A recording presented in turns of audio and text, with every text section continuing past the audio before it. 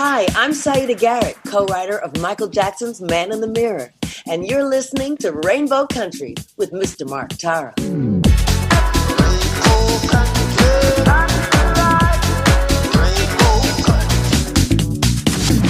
The views and opinions expressed on the following program are those of the persons appearing on the program.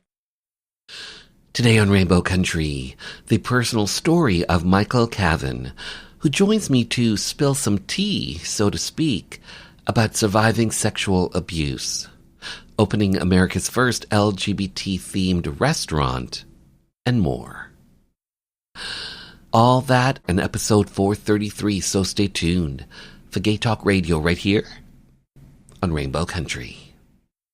Hi, this is Emily Saliers from Indigo Girls.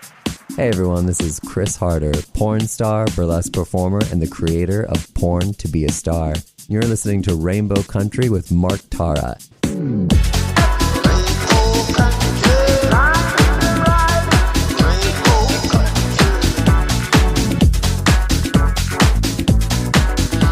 Well, hello and welcome to a brand new journey through Rainbow Country. As I like to call it, a little gay radio show working to give voice to the LGBT community and beyond. And as always, I am your tour guide through Rainbow Country. I'm producer and host, Mark Tara. By the way, Rainbow Country originates from CIUT-FM in Toronto and now proudly in syndication across Canada from coast to coast to coast. The Yukon, British Columbia, Saskatchewan, Manitoba, the east coast of Canada in Newfoundland, Ontario, even down to Buffalo, New York, and online. Well, thanks to you tuning in, streaming, downloading, but ultimately listening. Together, we continue to build Rainbow Country into a nationally syndicated gay radio show, as well as being recognized as a #1 Canadian LGBT podcast. So today, business communications specialist at the University of Economics in Da Nang, Vietnam, Michael Cavan joins me as my guest and joins me to spill some tea, so to speak, about his personal journey from being a survivor of sexual abuse to opening America's first LGBT-themed restaurant called Out on Main in Columbus, Ohio. Plus in hour 2, music from LGBT artists, independent artists, voices that we've come to know and love in classic disco, classic 80s, classic house, and on this episode I'm featuring some classic new wave, a 3-song trans artist set, Spotlight, and more. All that lies ahead as we start Journey 433 through Rainbow Country, and our first stop, the Rainbow Country Bookstore. Today, Canadian best-selling author Anthony Budalka reads from his 12th novel, Going to Beautiful, a book that tells the story of married gay couple and parents, Jake, a celebrity chef, and Eddie, a fashion designer. They had it all until one day they didn't. By the way, on Amazon.ca, Going to Beautiful has a rating of 4.8 out of 5 stars.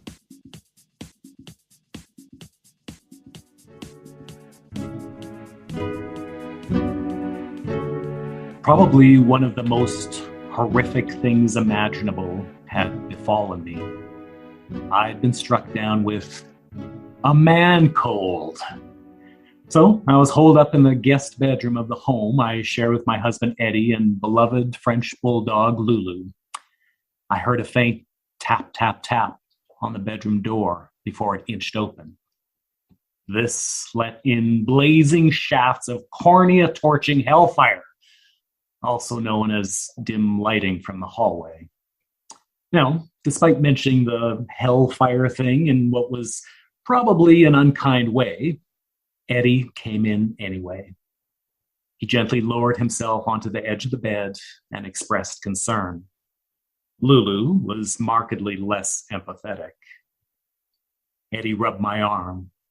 I saw his kind smile and closed my eyes. A while later, I felt his hand on my forehead, testing my temperature. I must have passed the test because he leaned in, kissed me where his hand had been, and whispered, "You're going to be all right, my love." I don't remember either Eddie or Lulu leaving the room. A while later, I awoke and realized that in my end-of-day stupor, I'd unwisely left my arsenal of medications in the kitchen. No, I mean, maybe I'd done it on purpose.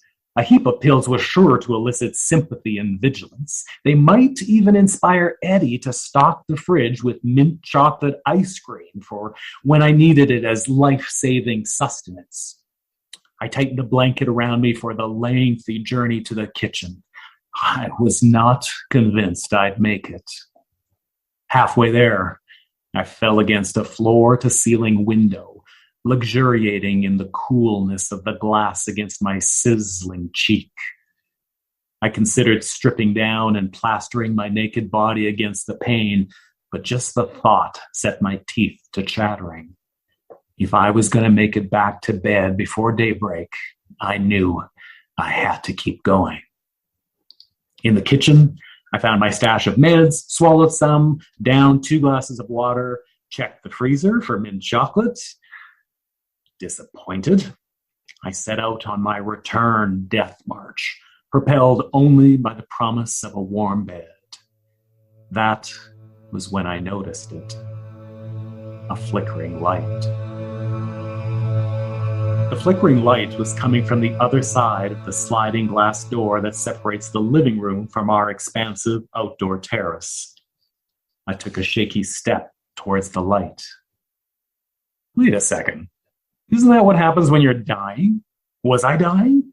Did I feel compelled to step into the light? Had I taken too many drugs? I checked for a pulse. Seemed strong enough. It was too early for Eddie to have gone to bed, yet there was no sign of him or Lulu in the apartment. Could they be out there? On the balcony? At night? In March? I mean, the weather had been unseasonably warm that week. And, sometimes when that happened, we'd bundle up in the hand-knit sweaters we'd brought back from Ireland, prepare brandy-spiked hot chocolates, crank up the space heaters, and with fragrant steam wafting off our boozy drinks, our noses reddening, our breath dancing in the air, we'd cuddle up on the couch and giggle and laugh and pretend we were 2 burly fishermen who'd found love on the Irish moors or some such nonsense. So they had to be out there, right? Satisfied with the explanation for the flickering light and convinced I wasn't dying just yet, I turned and headed for bed before the NyQuil kicked in.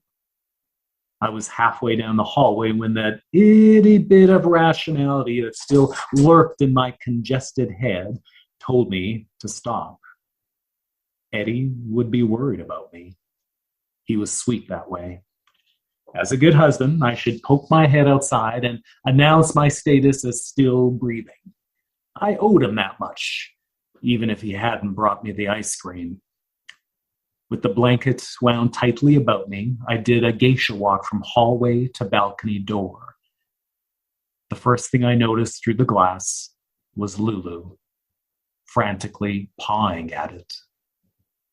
Was she out there alone? Had Eddie somehow forgotten her out there and gone to bed after all? I strained to see out, but saw no sign of him. I slid open the door. Lulu rushed inside, shooting me a belittling look. I stepped onto the balcony, grimacing as my bare feet made contact with the cold floor. It was quiet. Too quiet. Now on the balcony, I saw that the flickering light I'd seen from the kitchen was coming from a statuesque liquid lava lamp, which, according to our interior designer, we couldn't possibly live without. But where was Eddie? Despite protective layers of quilting, I felt a chill, and not the fever-induced kind. I moved forward and called out, "Hello?" "Hello," came the response. And there he was, Eddie, standing in heavy shadow. For several seconds, we just stared at one another. "How are you?" he finally asked. I mean, did the pile of drugs in the kitchen tell him nothing? And hadn't he looked in on me earlier in the bedroom and found me half dead? Or did I hallucinate that? "You should go back to bed," he said. Go back to bed. I mean, was I disturbing his evening? It may have been the fever, but his apathetic suggestion really ticked me off. I mean, where was the caring? Where was the worry? Where was the goddamn mint chocolate ice cream? Now, thankfully, before I said any of that, I remembered the sage advice of our neighbor and good friend, Baz. She said, "If you don't have anything nice to say, mumble it under your breath and walk away." And that's exactly what I did. And that's exactly the last time I ever saw my husband, Eddie.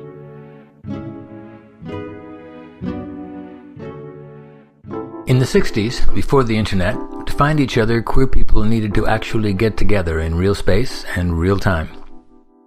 Since most places didn't tolerate our kind, depending on where you were, your options could be limited. Large cities might have a few specialized commercial spaces, but in the absence of those, it was basically public washrooms, parks, or house parties. They all had their downsides. Commercial spaces required you to spend money, and that's one of the reasons why they were mostly for men. Even in places as big as Toronto, there was seldom more than one lesbian bar at a time. Lesbians earned about 60% of the male wage and probably had more dependents. The economy just wasn't there. The old adage was, gay men go to restaurants, lesbians hold potlucks.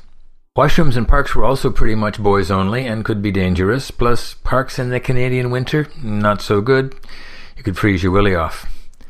House parties, you needed to know somebody, or know somebody who knew somebody, and so on, and be invited. In terms of commercial life, Montreal had led the pack, developing a Sin City reputation during Prohibition in the US in the 1930s. And where there's sin, there's always a place for us. Toronto the Good and Vancouver took a bit longer, but in 1974, Toronto had enough anonymity and a critical mass to produce a small commercial scene. At first, it was mostly straight bars where we were tolerated in a corner as long as we behaved. Next came a few straight-owned venues that served gay clientele. By the mid-70s, a new class of gay entrepreneurs emerged and started to open up on Church Street where rents were cheaper. But not everybody lived in Toronto or Montreal. In smaller centres, where businesses couldn't meet community needs, the lesbian and gay liberation movement of the 70s came up with a new model. Defy economics and do it for ourselves. We might not have a lot of capital, but we did have free labour. For example, the Lesbian Organization of Toronto established a non-profit community centre in a ramshackle old Victorian house in 1977. It held dances and brunches and drop-ins and provided meeting spaces and a coffee house and hosted a phone line for a whole generation of women. Loot, as it was known, was following a strategy already developed elsewhere. In Saskatoon, the Zodiac Friendship Society opened its community centre in 1973. Edmonton and Calgary soon followed suit. HALO, the Homophile Association of London, Ontario, started in 1974, and the Halifax Gay Alliance for Equality first began running dances in the Turret in 76 and later turned that into a community centre. By the end of the decade, there was a network of lesbian and gay groups providing community spaces in dozens of medium-sized centres across Canada, volunteer-run and community-controlled. This is Tim McCaskill, a gay liberation dinosaur from another planet and author of Queer Progress. Up next, Spilling the Tea with Michael Cavan.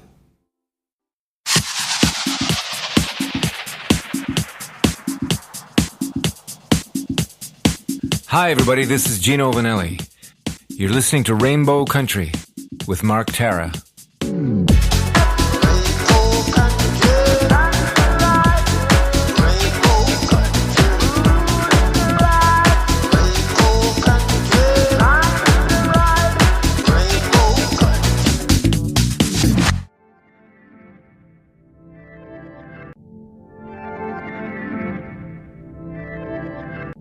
Michael Cavan, hi, how are you? I'm great. How you doing there, Mark? And hello, Canada. I know. I have to say thank you, Michael, for being here to have your voice, your story be heard by the LGBT community and beyond, Michael, especially to talk about you, and you. You're here to get your story out for us to get to know you. You are in Da Nang, Vietnam. That's where you're living now. Talk to me about gay life in Da Nang, Vietnam. What is that like for you? Because you're originally from America. That's right. I'm from the USA. My last pit stop in the US was Philadelphia. So I'm a Philly boy. And here in Da Nang, central Vietnam, Vietnam's pretty cool about the LGBTQ stuff. I've never had an issue. I'm an educator. And it's never come up as an issue. I think that dating apps are pretty popular here. From time to time, there are gay bars that pop up and then go away. And there are bars also that are very gay friendly. So you can be openly gay here in Da Nang, no problem. And I've really appreciated deeply, the warm reception that I've received here in Vietnam. And in my early years here, I traveled all over the country, stayed and lived with many families via Airbnb, and fell in love with the people and the culture. I just love Vietnam with all my heart. And it's such an honor to be here and to live the life that I get to live here. Wow, well said. So your early life, I believe you were born and raised on Long Island. Is that correct? That's right. And if any of your guests have never heard of Long Island, it's a horror story. Well, it's part of New York State. But talk to me about your early life in Long Island, like growing up. What was your growing up life like for you? Well, my growing up life actually began down south in the panhandle of Florida. And I spent my summers down there with my beloved grandchild, who was my Auntie Mame. And it was a respite from my chaotic family life on Long Island. There was just a lot of chaos. We were all way over our heads when it comes to the realities of life. And Long Island is a suburban nightmare. It has many good points, and it certainly has a lot of beauty, but it also is suburban hell. And the land of the Long Island Lolita, Amy Fisher, and her older lover from 30 years ago, Joey Buttafuoco, that was his name. So Long Island is known for this kind of stuff. We're kind of the Florida of the East Coast, with all due respect. And for yourself growing up, you're a gay man. For yourself growing up, when did that start crystallizing for you in regards to your same-sex attraction? When did you begin to realize that you're not like everyone else? Well, referencing back to my summers in Florida with my beloved grandchild, my Auntie Mame, I was fascinated with playboys, and I was fascinated with women and their big boobs and the clothes. And I think that I tied into the gay aspects of Playboy and all the fabulousness of it. So I was quite focused on that as a young person. But then my interests did shift. I had close friends in Florida, a BFF that I, was probably in love with. I just didn't understand the feelings that I had for him. We were the same age, and, we did a lot of stuff together, and we didn't know what we were doing, really. We'd sometimes kiss with a pillow between us, to see what that was like. But while my best friend, Lenny, was thinking about girls, I was thinking about him. So it did help that my parents were determined to bulldoze the homo out of me. And my mother remarried when I was 8 or 9 years old. I was a very effeminate child. At times, I didn't know if I was a girl or a boy. I had really long hair, Buddy Holly glasses. I felt very much not a part of. I felt apart from in my internal world. And I knew that I was different. And I had these attractions, and my parents gave me a lacrosse stick, and I started playing lacrosse because they wanted to man me up. And if you're worried about your son being gay, why put them in a locker room with other naked, boys, which is what they did. And that kind of sparked my curiosity even more. And, by the time I was 13 or 14, I was pretty cleared in that I found same-sex attraction to be my preference. But this was Long Island in the late 70s, and there was no gay, straight support groups, nothing like that. I mean, my lacrosse classmates would kill me if they knew I was gay, if I came out at that time. Although they knew I was different and they knew that I was strange, I worked really hard to try to pass and to man up and not to look or sound gay. And it really, forced me to kind of repress being out and open at a young age and not be myself and try to be what other people wanted me to be, what I thought others wanted me to be, and to try to be this big grand success that my parents envisioned for me, which was pretty bonkers at the time. And I was not suited for an Ivy League education. My intelligence is average, especially at that time, and I didn't test well. So there were all these bonkers expectations at home about what I should be and where I should go, a lot of ambition, for my future. And I wanted to please my parents, and I wanted to make them proud of me. It was always great when my name was in the Newsday paper because I scored goals playing lacrosse. And, at an early age, so I had you were a bit of a jock.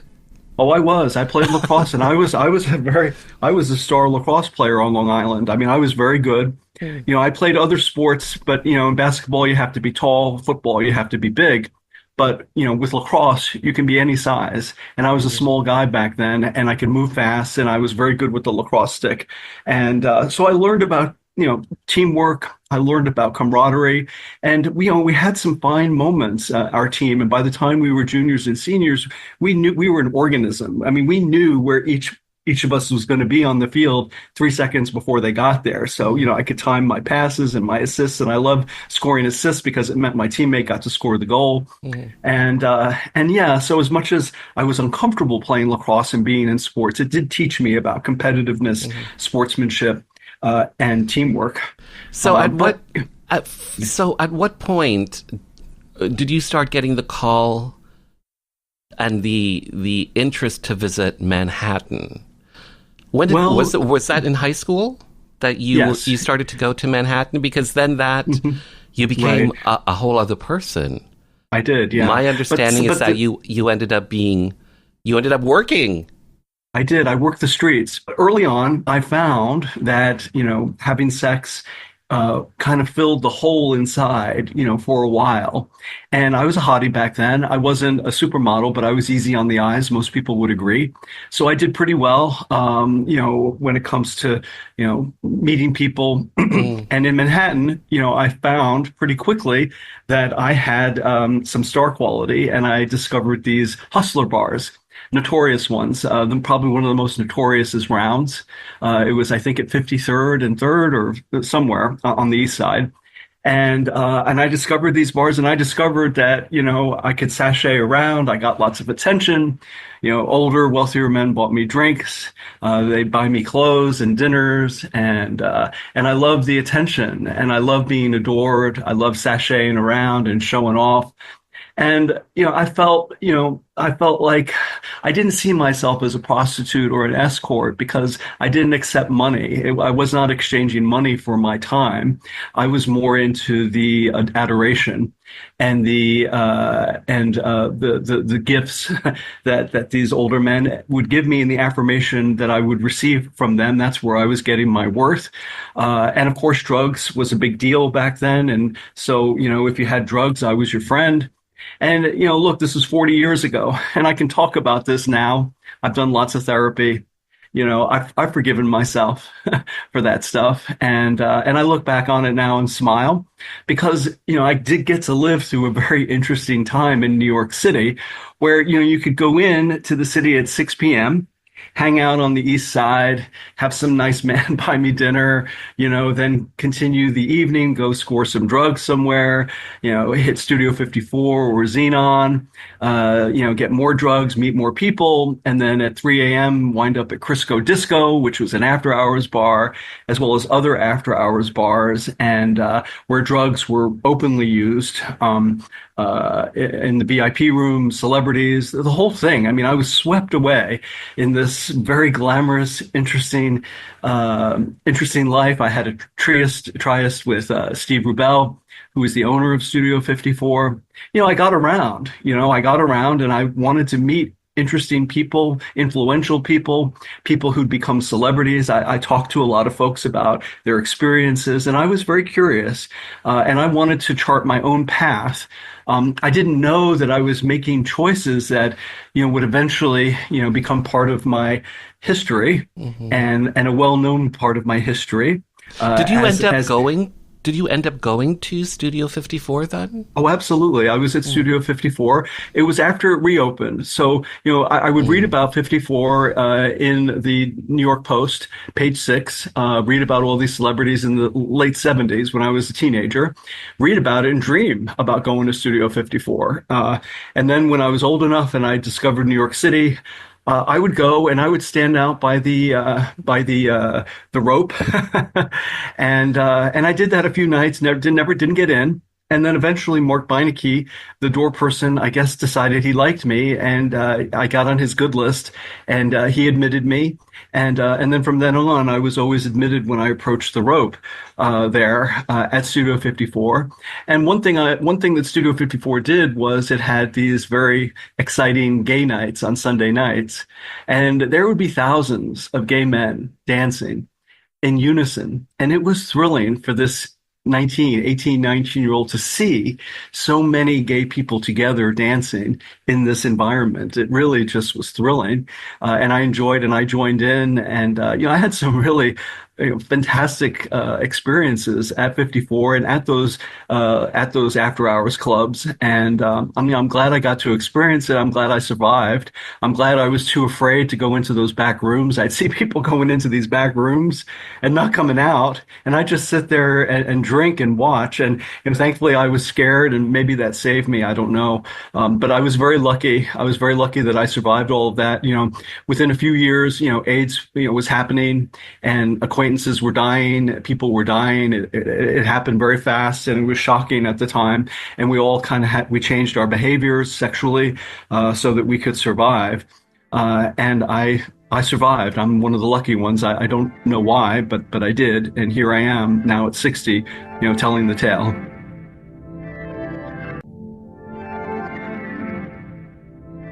And on that note, we'll return after this Rainbow Country update.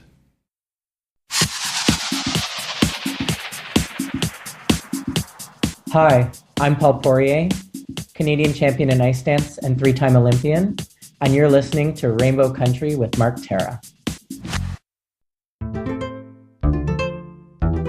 Hi, I'm Carol B., the host and producer of radio programs Ruby Slippers and Through the Looking Glass.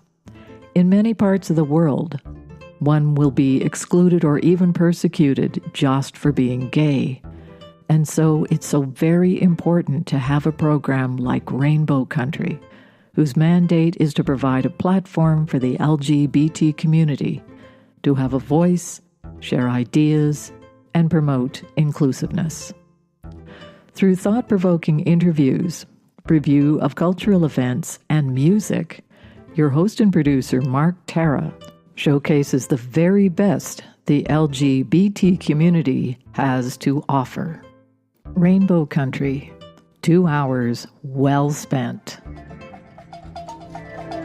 In June 2014, my team and I covered North America's first World Pride that happened right here in Toronto.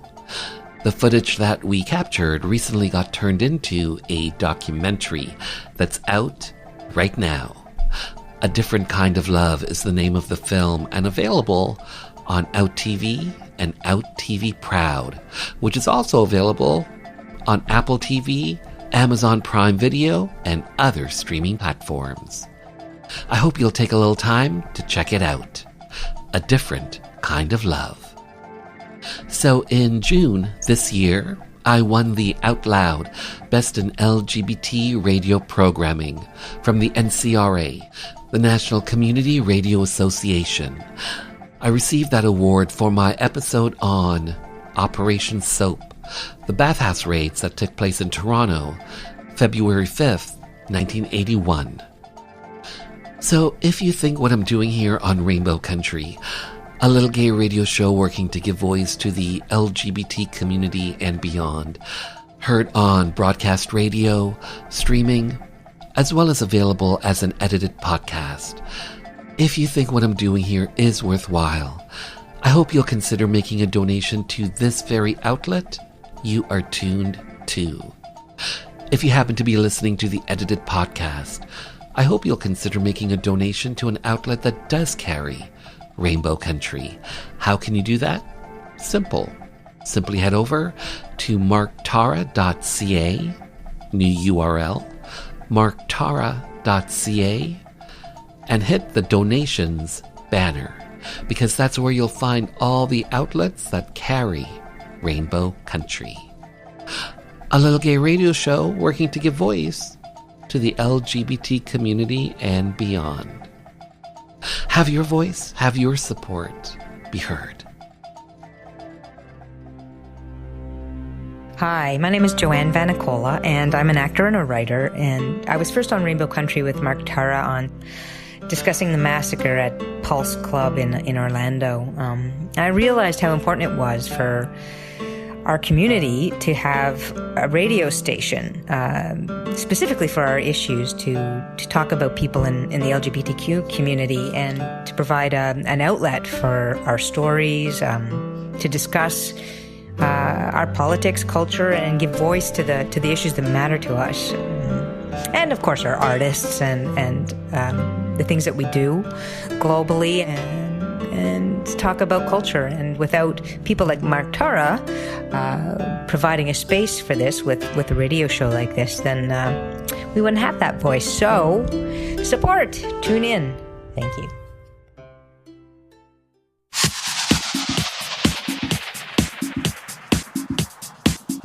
Hi, I'm Eric Radford, Olympic and world champion figure skater, pianist, and composer, and you're listening to Rainbow Country with Mark Tara.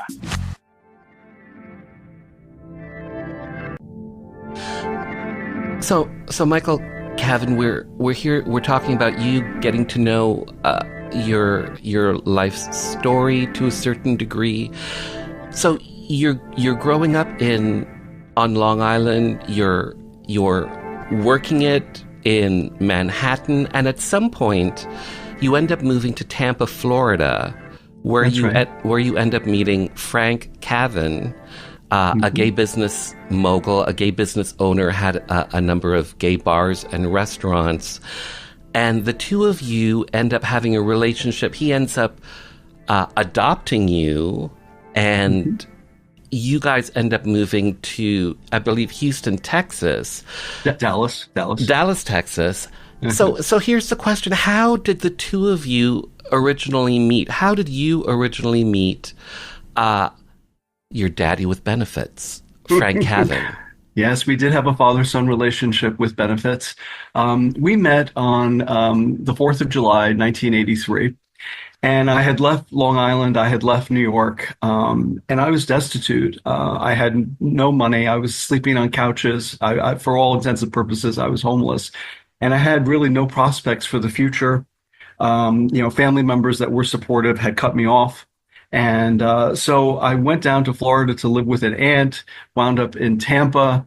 And on that fateful day, I went to the big nightclub called the Old Plantation on Tampa Boulevard, and walked in with $20 in my pocket and no future. And I sit at the bar and I look over, and there's this older gentleman, larger. He kind of reminded me of my grandfather. I don't know if that's a good or bad thing. Smiled at me, I smiled at him. And this was a bar that Frank owned, that he developed. And Frank Cavan was a gay bar and nightclub mogul back in the 70s and 80s. And over his career, he developed at least 60 different brands. Although a few were bombs, most of them were successful, and some of them were uber successful. And probably his best known brand is JR's Bar and Grill, which has its flagship store, its flagship location in Dallas, and other locations in Texas and so on. So we met, we connected. He could tell that I was hungry and that I was a little desperate. He said that he's always looking for young talent. He has an organization back in Texas. He owns clubs and so on. So the evening progressed onto a Chinese restaurant where we got very, very roaringly intoxicated. Yes, we wound up back at his luxury condominium on Bayshore Boulevard, and his nickname for the bed was the workbench. Yes. So, as RuPaul says, you better work.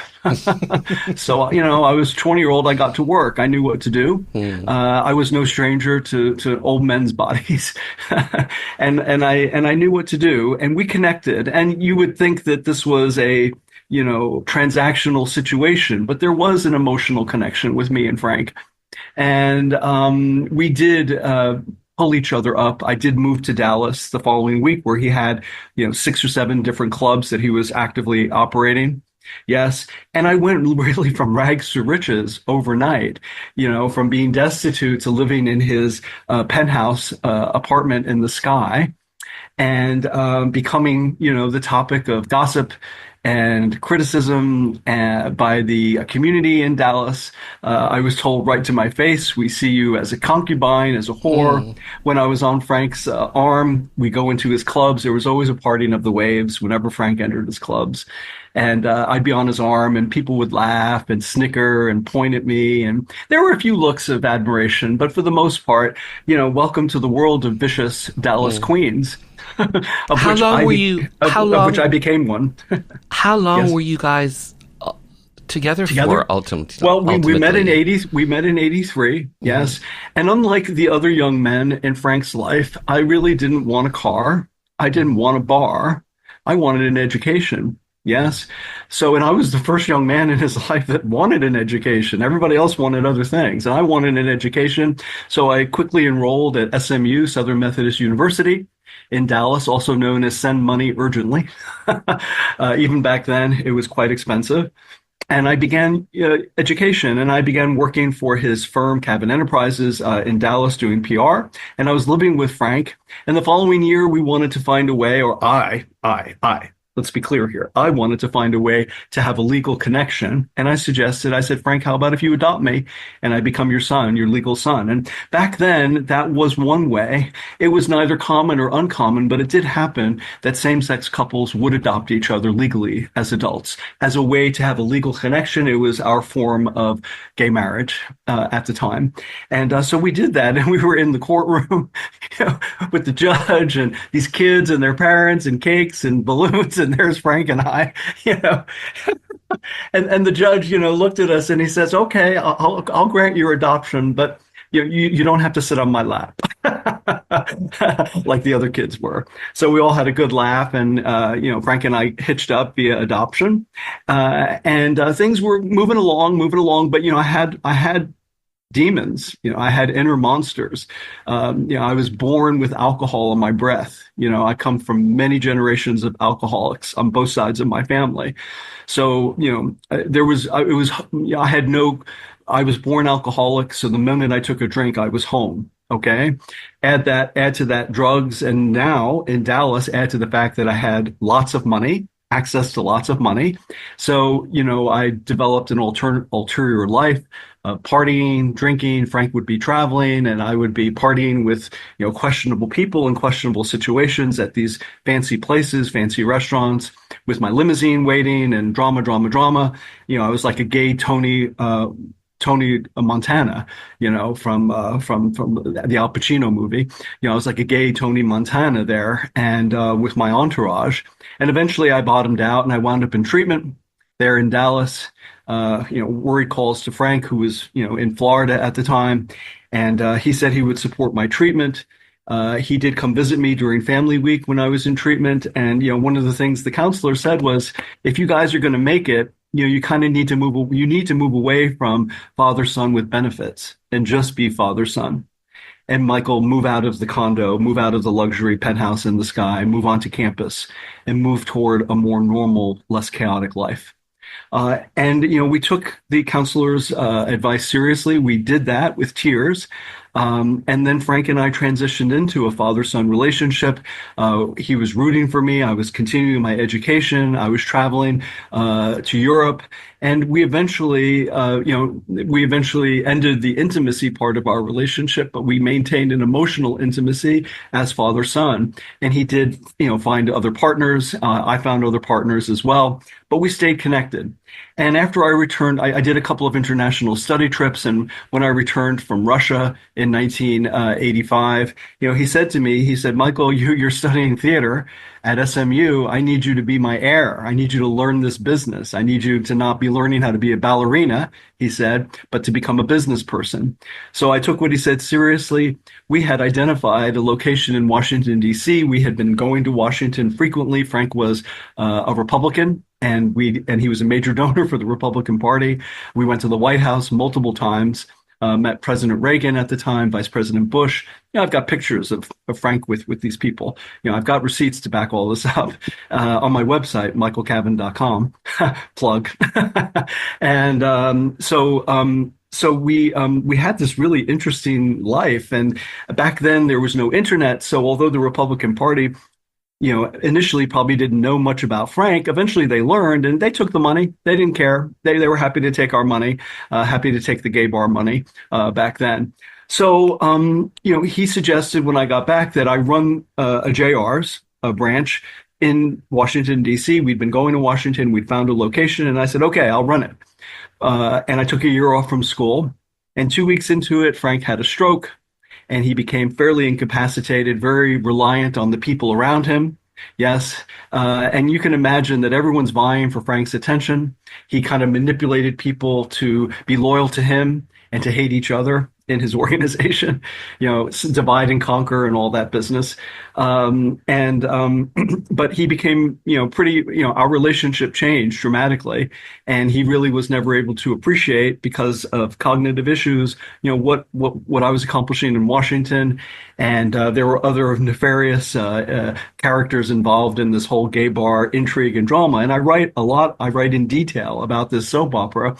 In my memoir, which is in development. It's called Spilling the Tea, and it is in development. And there was just a lot of intrigue in this gay bar dramatic empire, lots of backstabbing, viciousness, and I remember all of it, and I write about it, and it is fascinating. And for viewers and for gay men of a certain age, yes, we all remember that gay bars were always interesting, but it was always the gay bar owners that were the most interesting, because you really have to be a personality to own a gay bar. Okay, so you're there, and you're living your life. You're there in Dallas, and at some point, you end up getting a package. And you get a package with photos and with videos.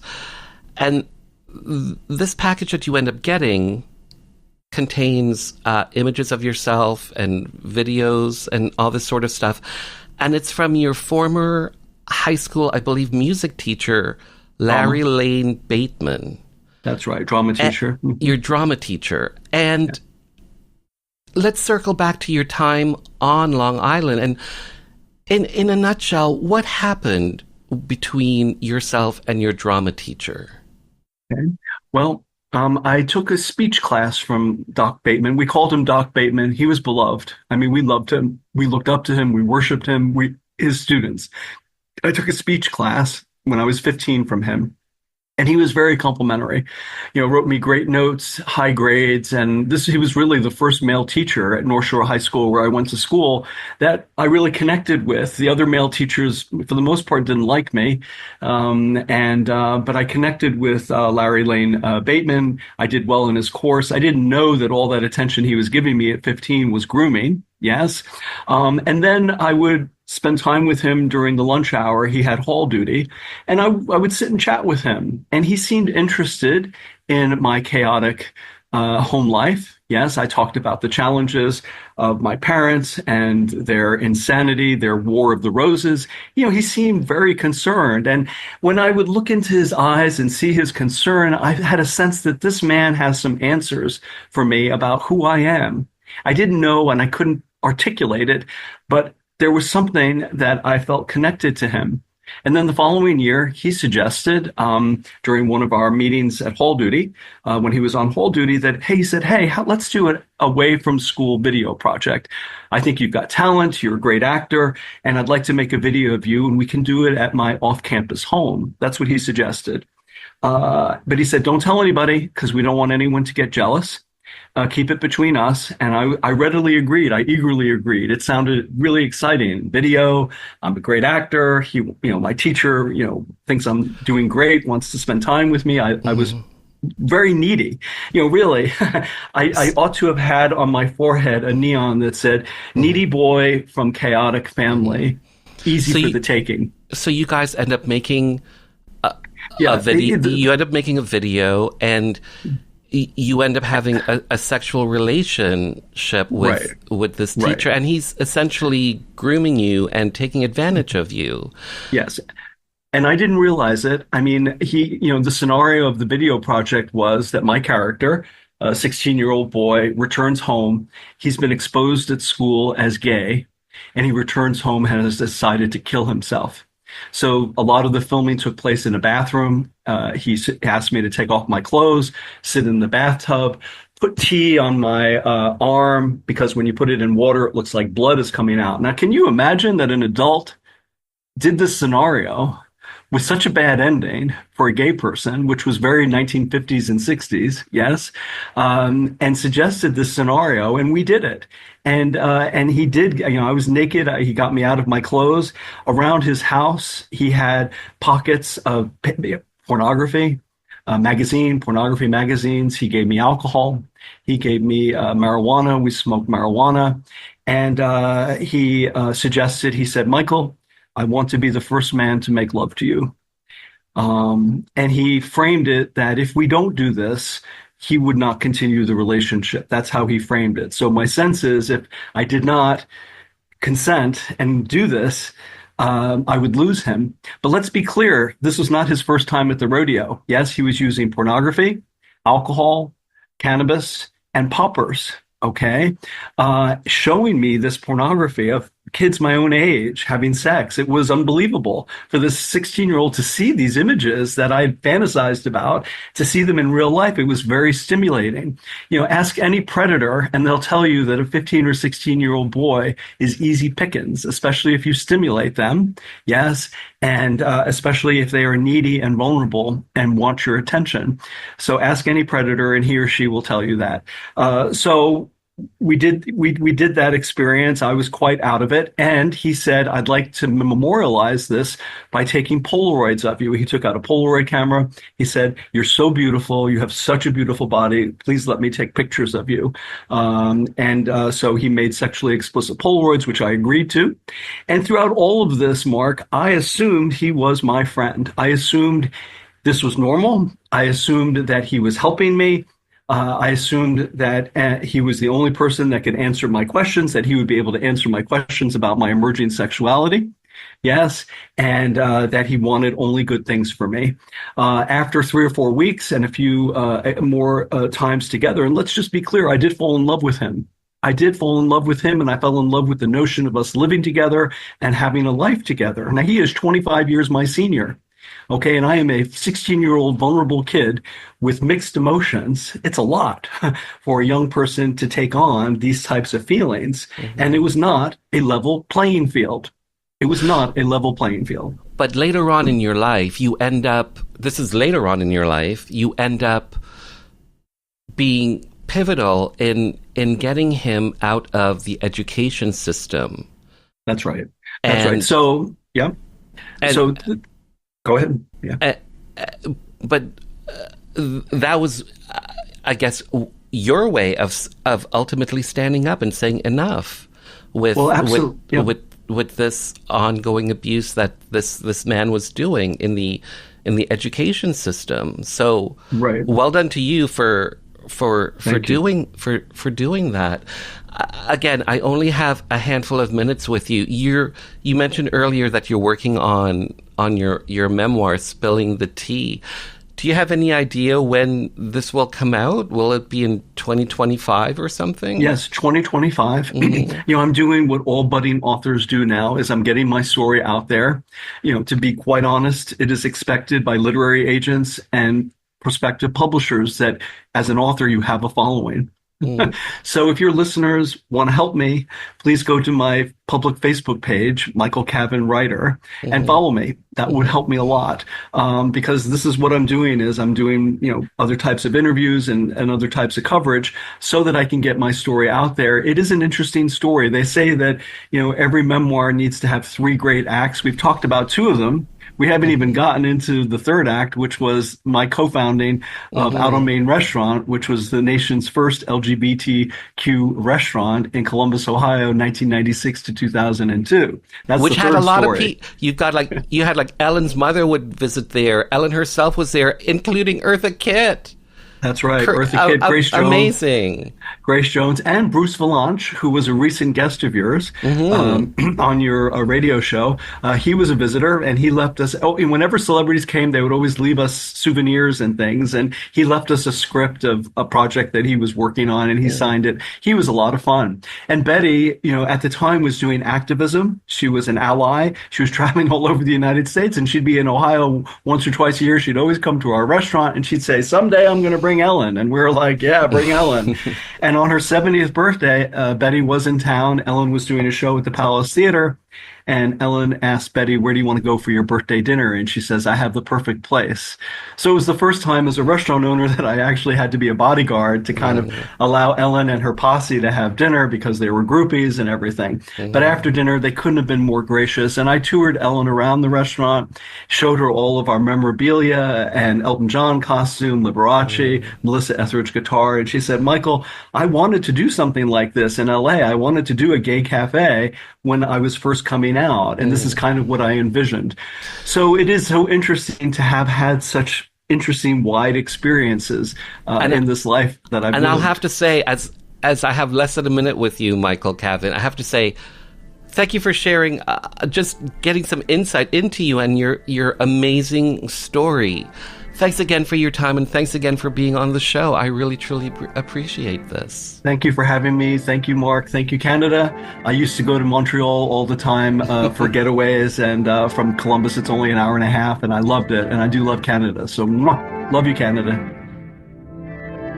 To find out even more about today's guest, including his upcoming memoir, Spilling the Tea, simply visit michaelcavan.com. Magnus Hirschfeld made the modern homosexual. He co-founded the world's first gay rights group, the Scientific Humanitarian Committee, in Berlin in 1897. But what is far more important is that he and his colleagues came up with an enormously influential concept of what same-sex desire was, what it meant, and how it fit into the wider world.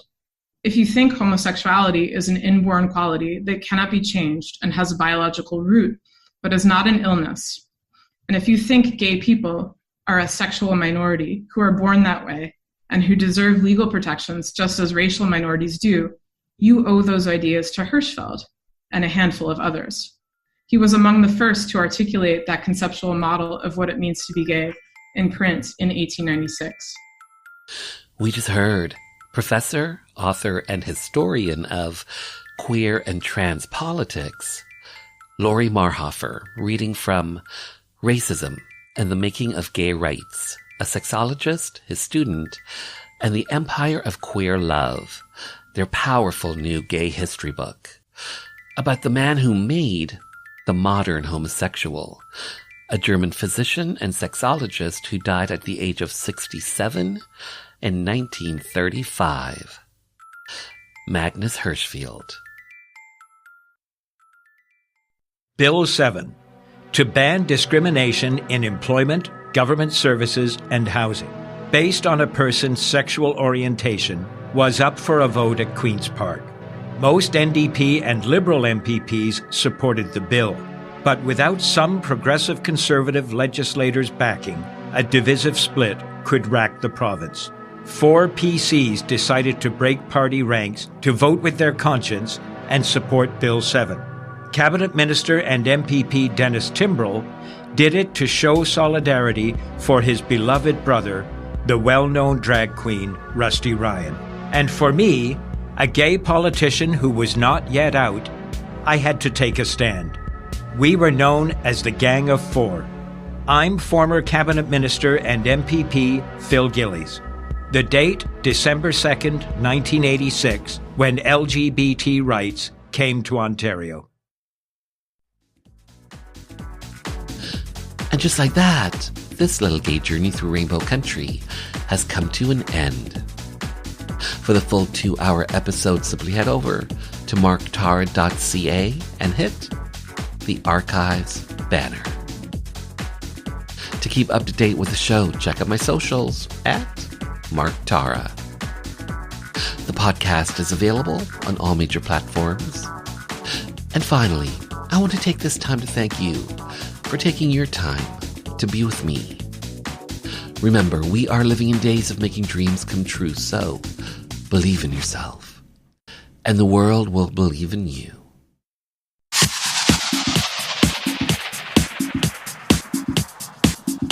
Hi, this is Police Constable Danielle Botno, also known as LGBT Cop, and you're listening to Rainbow Country with Mark Tara.